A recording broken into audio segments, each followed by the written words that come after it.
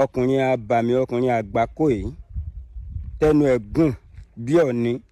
ọ̀ní náà ló kọ rẹ̀ ọ̀ní ìkà ayé ẹ ti bàjẹ́ ìwọ náà dẹ̀ mọ̀ ó mọ̀ pé ayé rẹ ti bàjẹ́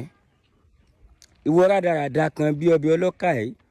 gbogbo ẹni tó bá ti ṣe ọ́ lóore gbogbo wọn ni wọ́n máa ń bú gbogbo ẹni tó bá ti ṣe ọ́ lóore gbogbo wọn ni wọ́n máa ń fi ibi sú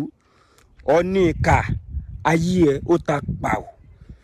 ìwọ ń sọ̀rọ̀ wípé rédíóníkì ó ṣe kinní kan ó ṣe gbọ́ ṣàwo ẹni tó ń pè ní rédíóníkì ń fámílì rẹ kankan kí wọ́n pa gbogbo yín papọ̀ tó bá ta ẹsẹ̀ rẹ̀ ọ̀ní ìkà tó bá ta ẹsẹ̀ rẹ̀ bẹ́ẹ̀ ni mo tún sọ lẹ́ẹ̀kan sí i ọ̀ní ìkà èmi àti ẹsẹ̀ àjọ tẹsẹ̀ bọ́ ṣòkòtò kan náà mi ì sí láradì ni ó yẹ kí n ti jáde fún ẹ mo wà ní location kan bọ̀ mo kàn ní kí n sáré ṣe fídíò yìí ni mo sì ń padà bọ̀ lórí rẹ o ó ti yé mo ń padà bọ̀ lórí rẹ o ọ̀ní ìkà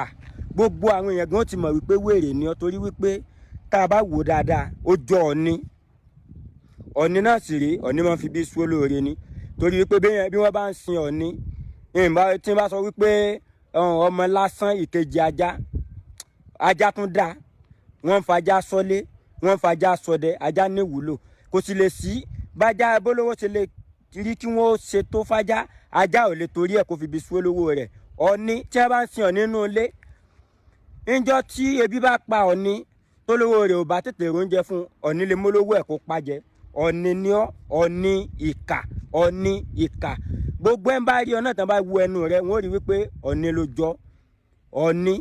ló jọ ẹnu ẹ̀ ó kàn máa ya ẹnu ní ha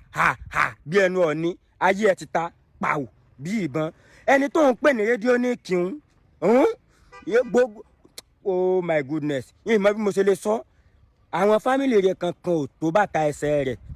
jẹ́ ń wá sọ kinní kan fún ọ kí n gbé ọ débẹ̀